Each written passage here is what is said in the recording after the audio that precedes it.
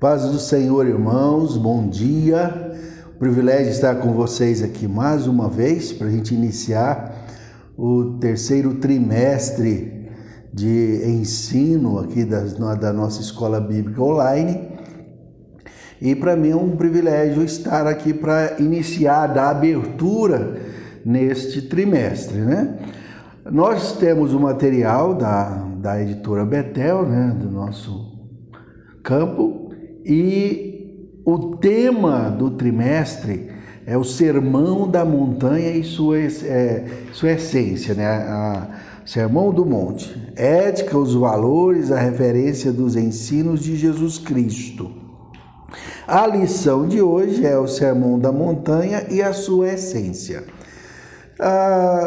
Uma ideia panorâmica dessa mensagem maravilhosa que Jesus nos trouxe está registrada em Mateus capítulo 5 ao capítulo 7 e é tida como o sermão mais lindo, né? Mais profundo também, que trata em todos os aspectos da vida cristã. A abordagem desse ensino para nós, irmãos, nesse trimestre, creio que vai ser de muita importância, muita valia, porque vai tratar de assuntos do cotidiano, do dia a dia, que nós lidamos, temas que trabalham conosco, nossa alma, oração, jejum, como tratar o irmão. Então, inúmeros assuntos importantes. Por isso, eu quero te convidar a ficar atento a cada lição ministrada, acompanhe, porque nós vamos abordar todo o sermão, né? Os 3 capítulos de Mateus, do capítulo 5 ao 7. Então, a sua atenção a esse período desse trimestre nas aulas ministradas vai ser de valor tanto para você como para toda a igreja, né? Eu quero ler o texto básico,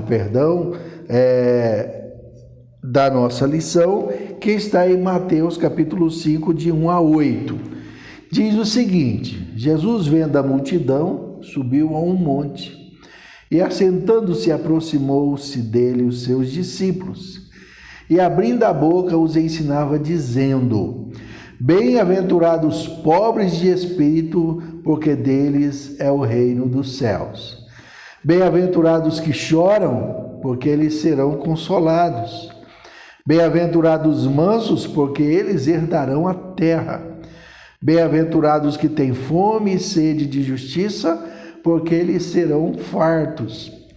Bem-aventurados os misericordiosos, porque eles alcançarão misericórdia. Bem-aventurados os limpos de coração, porque eles verão a Deus. A introdução, então, do Sermão da Montanha, ele vem com inúmeras atribuições de bênção para nós, né? O Senhor Jesus apresentando algo ligado a nós mesmos, né? Ou seja, se nós tivermos os comportamentos que ele apresenta aqui, nós seremos abençoados, seremos felizes, seremos ricamente abençoados. Eu fiz uma pesquisa sobre esta palavra bem-aventurança ou feliz é aquele, né? Com base no original grego, e uma das afirmações que nós temos desta palavra diz o seguinte, que aquele que é feliz, ele é útil. Aquele que é feliz, ele é prestável. Então eu gostei muito desta ideia, né? Útil e prestável, ou seja, algo que presta, algo que tem valor, algo que pode ser usado.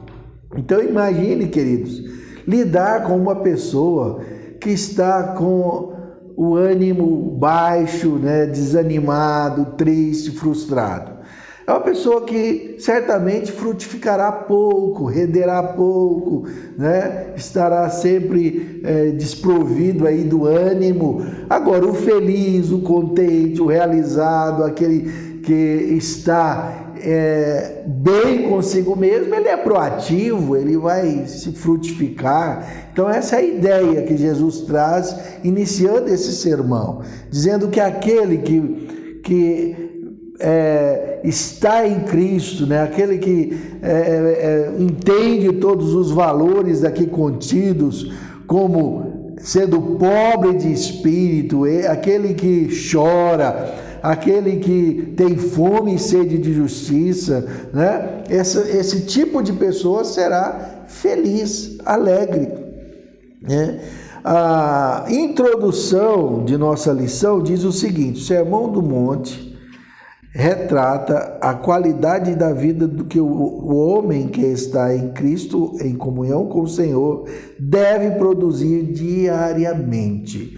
Então, a ideia desse sermão de Cristo é produzir no cristão uma qualidade de vida à altura daquilo que significa ser cristão, né?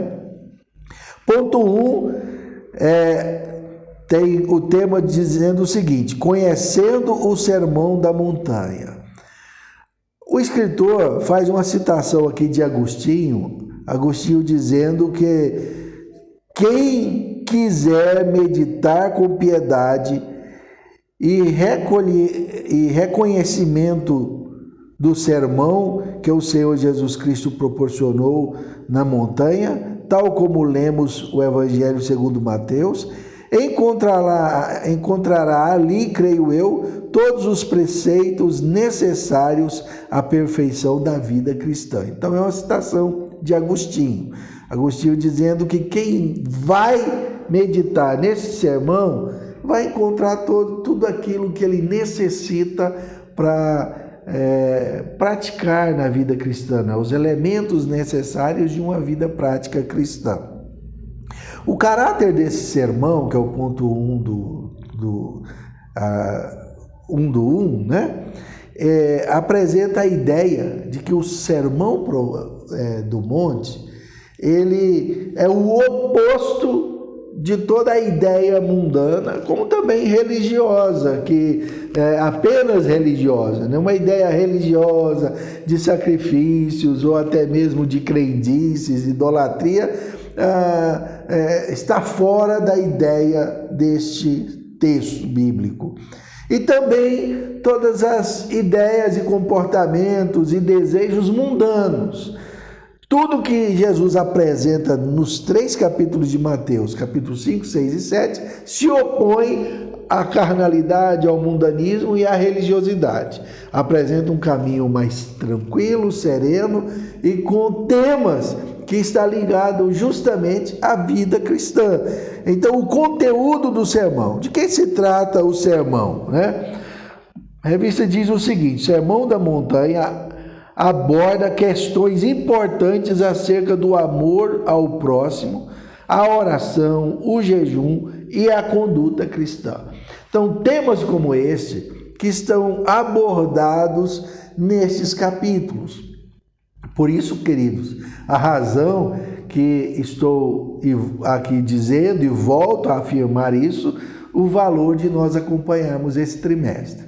Porque trata de temas cotidianos, de assuntos do nosso dia a dia, né? A oração, o jejum, né? A vida cristã, o perdão, a oração, tudo isso que nós precisamos para o nosso dia a dia.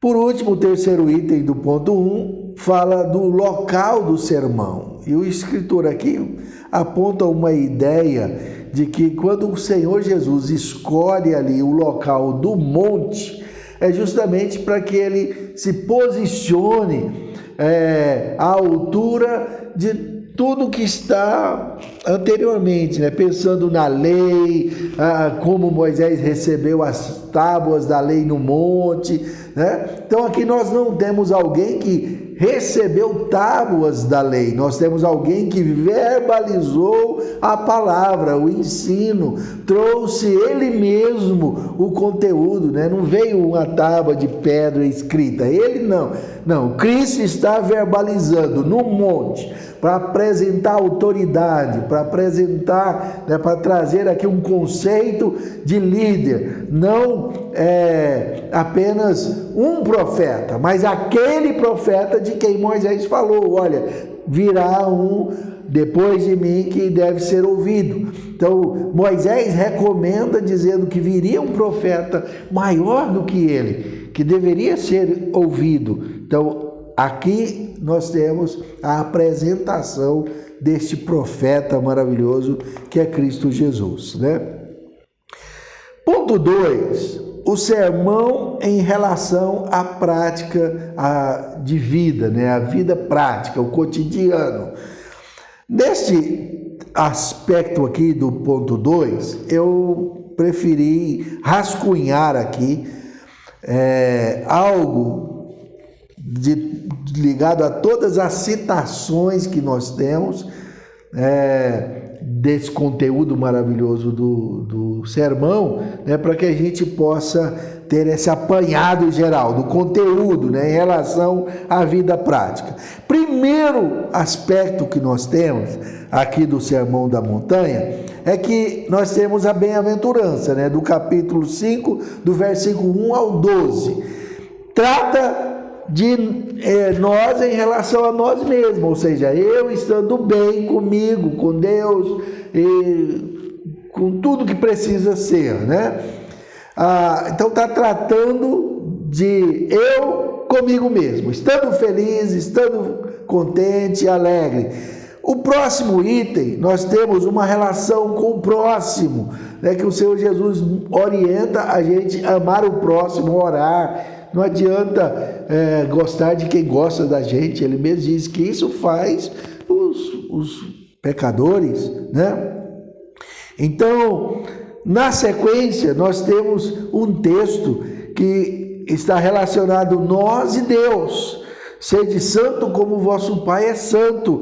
Capítulo 5, verso 48. No início do capítulo 6, nós temos o ensino de Jesus ligado à colaboração, a dar esmola, como fazer, né?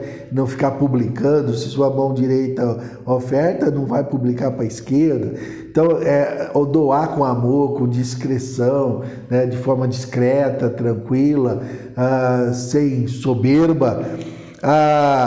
Capítulo 6, do 5 ao 13, nós temos o ensino da oração, que é a conhecida oração do Pai Nosso, que se diz, né? Mas é um texto riquíssimo, né? Que introduz a ideia de uma oração, primeiro relacionando a Deus, adorando a Deus, rendendo a Ele graça, depois falando das nossas necessidades para que esse reino dele venha até nós, se estabeleça, né? Aí as nossas necessidades do cotidiano, o pão, né? O alimento, o perdão, que nós perdoemos também quem nos ofende e, por fim, uma gratidão, né? De adoração ao Senhor. 6, de 16 ao 18, fala como jejuar. Então, irmãos, observe as linhas de tudo que vai ser tratado nesse trimestre.